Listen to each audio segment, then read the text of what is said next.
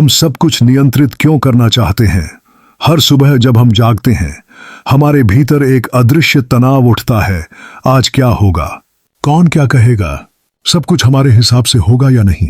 हम अपने दिन की शुरुआत ही कंट्रोल से करते हैं। समय को कंट्रोल करना, लोगों को कंट्रोल करना, यहां तक कि अपनी भावनाओं को भी कंट्रोल करने की कोशिश।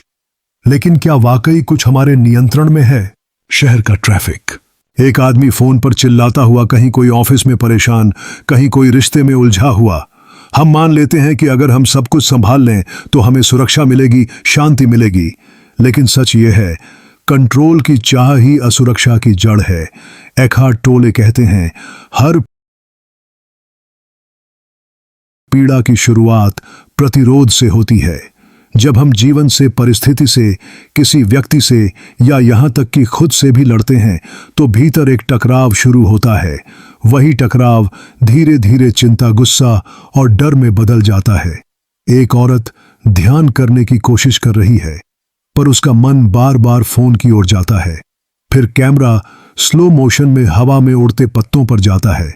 स्टोइक दर्शन कहता है, कुछ चीजें हमारे नियंत्रण में हैं और कुछ कभी नहीं होंगी। एपिक्टेटस ने कहा था, अगर तुम उस चीज की चिंता छोड़ दो जो तुम्हारे वश में नहीं है तो तुम्हें सच्ची शांति मिलेगी। पर हम क्या करते हैं? हम कोशिश करते हैं सब कुछ अपने हिसाब से बनाने की।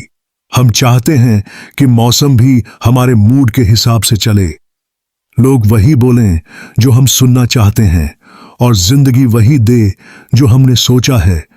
लेकिन जीवन कभी किसी के हिसाब से नहीं चलता। मूसलाधार बारिश में फंसा आदमी, फिर एक दृश्य, वही आदमी बारिश में मुस्कुराता हुआ, छतरी हटाकर पानी को महसूस करता हुआ। यहीं से फर्क शुरू होता है।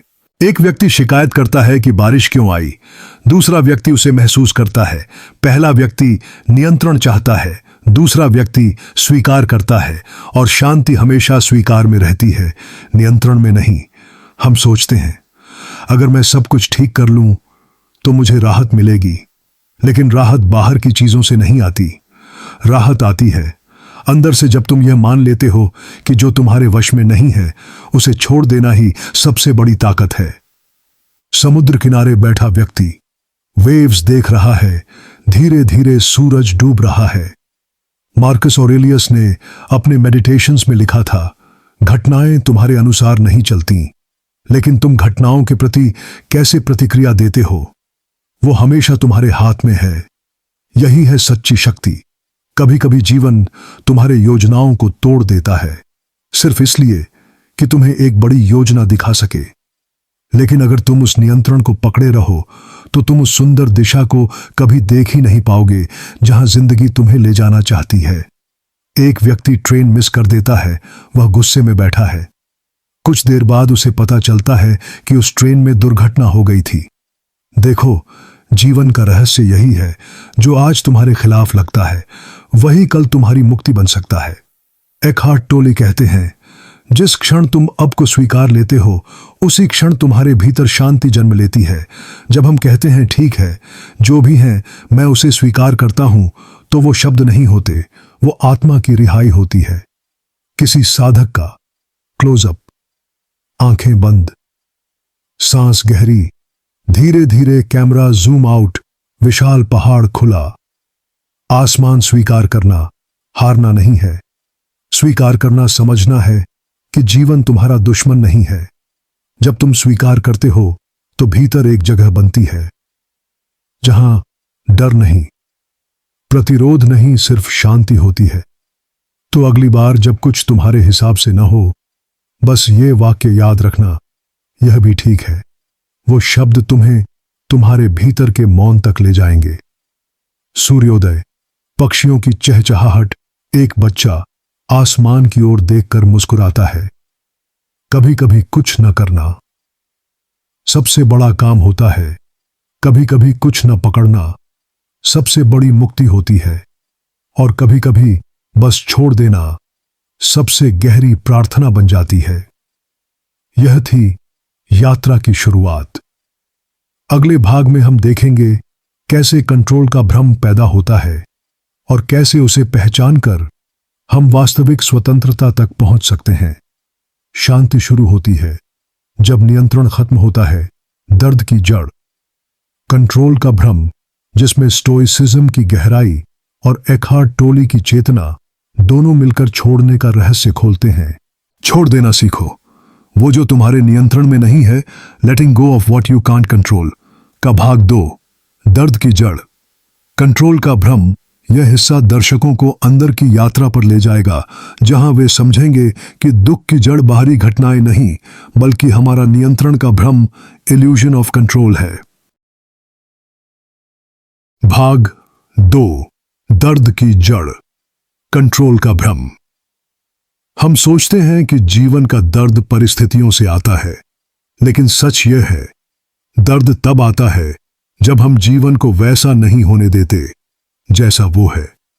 हम चाहते हैं कि हर चीज हमारी इच्छा के अनुसार चले, और जब वो नहीं होता हम कहते हैं मैं दुखी हूं। किसी व्यक्ति का चेहरा ऑफिस में तनावग्रस्त, फिर घर आकर भी वही तनाव जारी। उसके दिमाग में विचारों की लहरें दौड़ती हुई दिखाई देती हैं। एपिक्टेटस ने कहा था, मनुष्य को वस्तुएं नहीं बल्कि उनके बारे में उसके विचार परेशान करते हैं।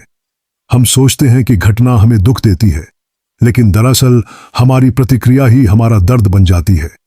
जब किसी प्रिय व्यक्ति ने हमें ठुकराया, जब कोई सपना अधूरा रह गया, या जब दुनिया ने हमें नजरअंदाज किया, दर्द उसी क्षण नहीं हुआ, बल्कि तब हुआ जब हमने कहा ऐसा नहीं होना चाहिए था। यही है कंट्रोल का भ्रम। एक व्यक्ति बारिश में खड़ा है, चेहरे पर निराशा, फिर धीरे धीरे मुस्कुराहट में बदलता है। एखार्ट टोले कहते हैं, surrender is not weakness, it's the greatest strength. जब तुम जीवन से नहीं लड़ते बल्कि उसे बहने देते हो, तो तुम हारते नहीं, तुम आजाद हो जाते हो। हमारे भीतर एक अदृश्य विश्वास पलता है कि अगर मैं कोशिश करूं तो सब ठीक कर लूंगा। यह विश्वास हमें प्रेरणा भी देता है, लेकिन धीरे धीरे यह अहंकार में बदल जाता है, और जब कुछ हमारे हिसाब से नहीं होता तो यह अहंकार तिलमिला उठता है। वो कहता है क्यों नहीं हुआ, और यही क्यों ही पीड़ा बन जाता है। एक मां अपने बच्चे को खो चुकी है, वह रो रही है, फिर दृश्य बदलता है। वही मां धीरे धीरे स्वीकार में आती है, बच्चे की याद में पौधा लगाती है। छोड़ना विस्मृति नहीं है, छोड़ना जीवन की सच्चाई को स्वीकार करना है। मार्कस ऑरेलियस ने लिखा था, जो कुछ होता है वह प्रकृति की योजना का हिस्सा है, उसे स्वीकार कर लो। जैसे तुम्हारा अपना चयन हो, यानी जीवन को हां कहना ही शांति की शुरुआत है। जब हम कंट्रोल छोड़ते हैं तो हमें पता चलता है कि हम खुद जीवन को नहीं चला रहे थे, बल्कि जीवन हमें चला रहा था। हम हमेशा सोचते हैं कि मैं निर्णय लेता हूं, लेकिन कितनी बार ऐसा हुआ है कि तुम किसी घटना से बचना चाहते थे और वही घटना तुम्हें बदल गई। एक व्यक्ति की नौकरी छूट जाती है, वह उदास है, फिर सालों बाद वही व्यक्ति अपनी नई कला के जरिए लोगों की मदद कर रहा है। कभी कभी जो नियंत्रण से बाहर लगता है वो ही हमें सही दिशा में ले जा रहा होता है। जीवन कोई गणितीय समीकरण नहीं है, ये एक प्रवाह है, और जो इस प्रवाह के साथ बहता है वो ही सच्चा ज्ञानी बनता है। स्टोइक दर्शन में एक वाक्य बहुत प्रसिद्ध है, अमोर फाती, अर्थात अपने भाग्य से प्रेम करो। यह सिर्फ स्वीकार करना नहीं, बल्कि उस हर घटना में सौंदर्य देखना है जिसे तुम पहले गलत मानते थे। पिघलती बर्फ, बहती नदी, हवा में उड़ता धूल का कण। फिर एक व्यक्ति जो अपनी असफलता के बाद मुस्कुरा रहा है। एखार्ट टोले की किताब द पावर ऑफ नाउ में लिखा है, जिस क्षण तुम अब को विरोध नहीं करते, जीवन तुम्हारे पक्ष में काम करने लगता है। जब तुम छोड़ते हो तो तुम हारते नहीं, तुम एक बड़े स्तर पर जीतते हो। वो चीजें जो तुम नियंत्रित नहीं कर सकते, वो तुम्हें सिखाने आई हैं कि नियंत्रण की जरूरत ही नहीं। जैसे लहरें आती हैं और चली जाती हैं, वैसे ही जीवन की घटनाएं भी तुम्हारे भीतर उठती और मिटती हैं। तुम बस साक्षी बनो। एक व्यक्ति मेडिटेशन में बैठा है, धीरे धीरे हवा चलती है, सूरज बादलों से निकलता है। एपिक्टेटस ने कहा था, तुम्हारे साथ क्या होता है वो महत्वपूर्ण नहीं है, महत्वपूर्ण यह है कि तुम उस पर कैसे प्रतिक्रिया देते हैं।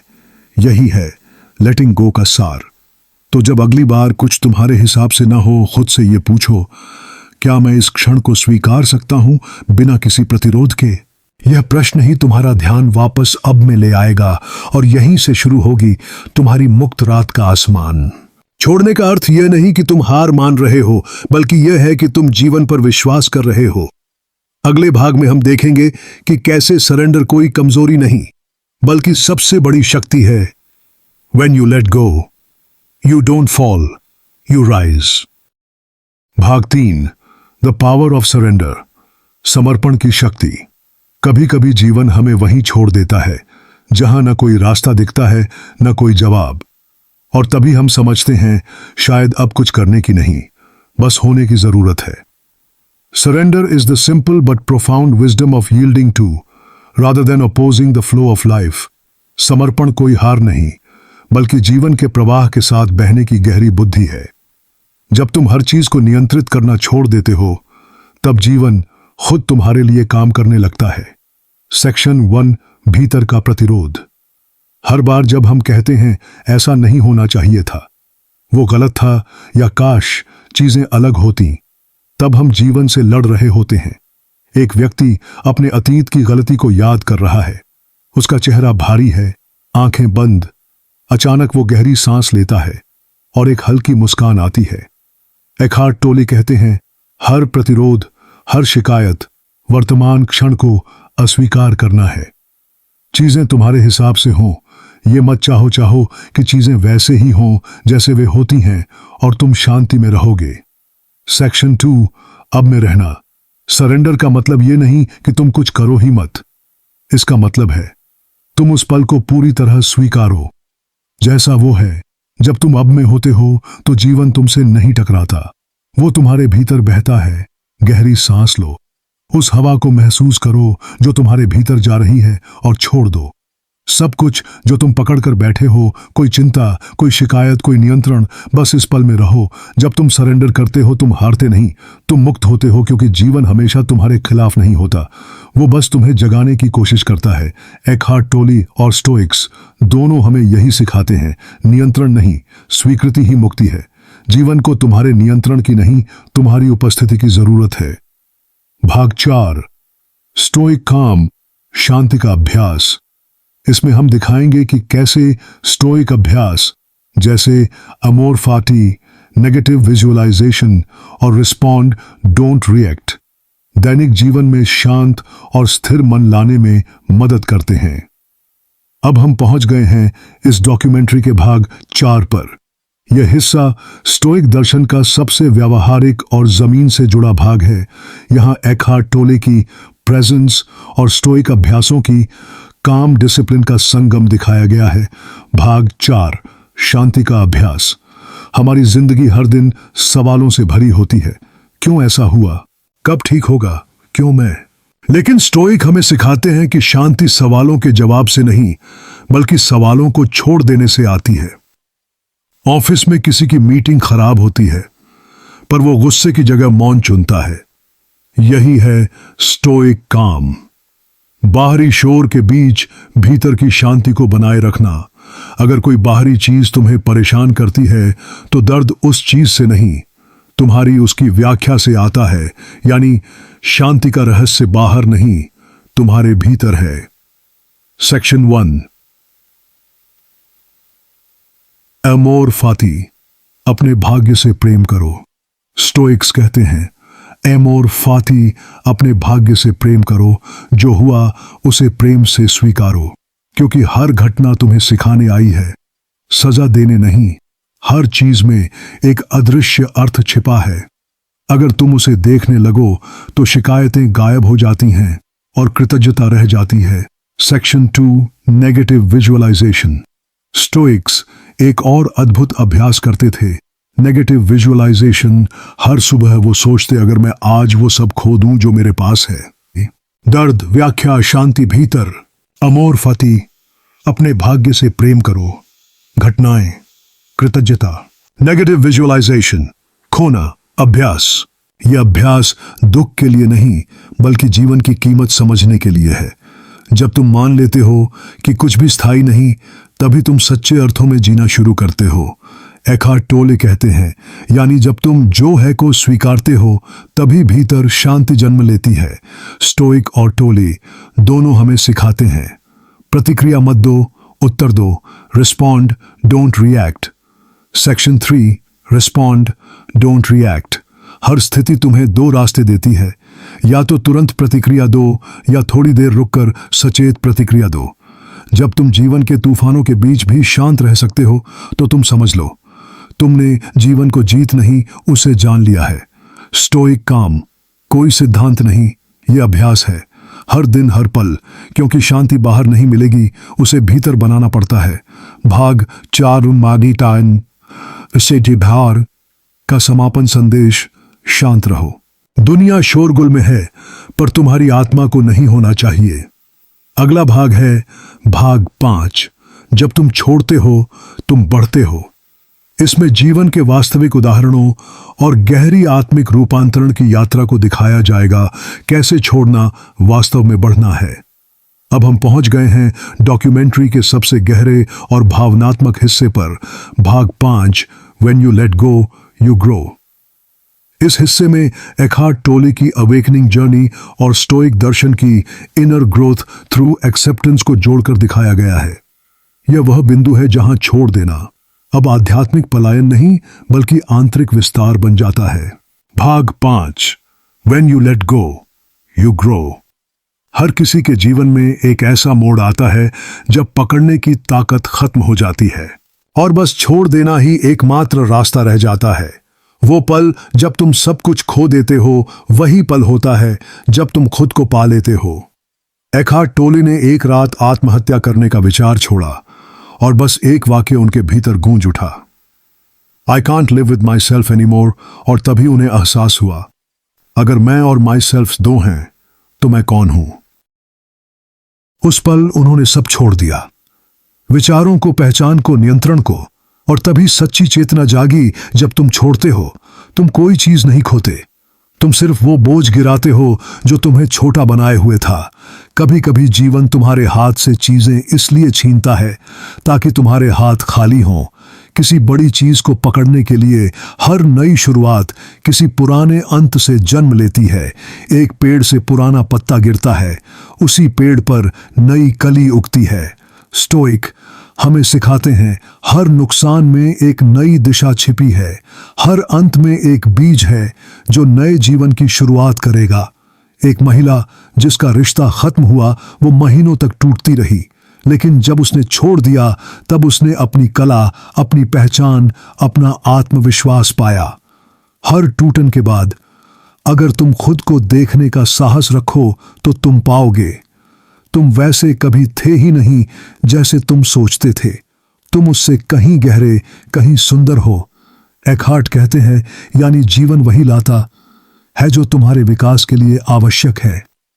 और स्टोइक कहते हैं, अपने भाग्य से प्रेम करो। दोनों एक ही सत्य बताते हैं, जब तुम जीवन को स्वीकारते हो तब तुम बढ़ते हो। छोड़ना कमजोरी नहीं है, ये आत्मा की परिपक्वता है। जब तुम पकड़ना बंद करते हो तब जीवन तुम्हें उठाता है और वहीं उस मौन में तुम्हारा असली विकास शुरू होता है। भाग 5 का समापन संदेश, तुम छोड़ते हो, तुम हारते नहीं, तुम फैलते हो, बढ़ते हो। अगला और अंतिम भाग है अंतिम मुक्ति। इसमें हम दिखाएंगे कि जब व्यक्ति जीवन के हर विरोध को छोड़ देता है तब वो इनर लिबरेशन, सच्ची आजादी अनुभव करता है। यह भाग मौन, ध्यान और प्रेजेंस पर आधारित होगा। अब हम पहुंच गए हैं इस डॉक्यूमेंट्री के अंतिम और सबसे शांत, गहरे और आत्मिक भाग पर, जहां यात्रा समाप्त नहीं होती बल्कि मुक्ति में बदल जाती है। यह हिस्सा दर्शकों को भीतर की शांति, मौन और जागरूकता का अनुभव कराएगा। यहां एखार्ट टोले की इनर स्टिलनेस और स्टोइक दर्शन की फ्रीडम फ्रॉम डिजायर्स, फियर एक साथ मिलते हैं। भाग 6, इनर फ्रीडम, अंतिम मुक्ति। हमने बहुत कोशिश की नियंत्रण पाने की, परिणाम बदलने की, जीवन को अपने हिसाब से मोड़ने की, लेकिन अंत में हमने जाना शांति वहां नहीं है। शांति वहां है जहां कुछ पाने की चाह नहीं, कुछ खोने का डर नहीं। सच्ची आजादी है ऐसे जीना जैसे तुमने इस पल को पूरी तरह चुना हो। जब तुम इस पल से लड़ना छोड़ देते हो तब तुम जीवन से एक हो जाते हो। वो व्यक्ति कभी स्वतंत्र नहीं हो सकता जो खुद का मालिक नहीं है। स्टोइक के लिए स्वतंत्रता का अर्थ है अपनी भावनाओं, प्रतिक्रियाओं और भय पर नियंत्रण, और एखार्ट के लिए स्वतंत्रता है विचारों की पकड़ से मुक्ति। दोनों रास्ते एक ही जगह जाते हैं, भीतर की शांति। सेक्शन 8।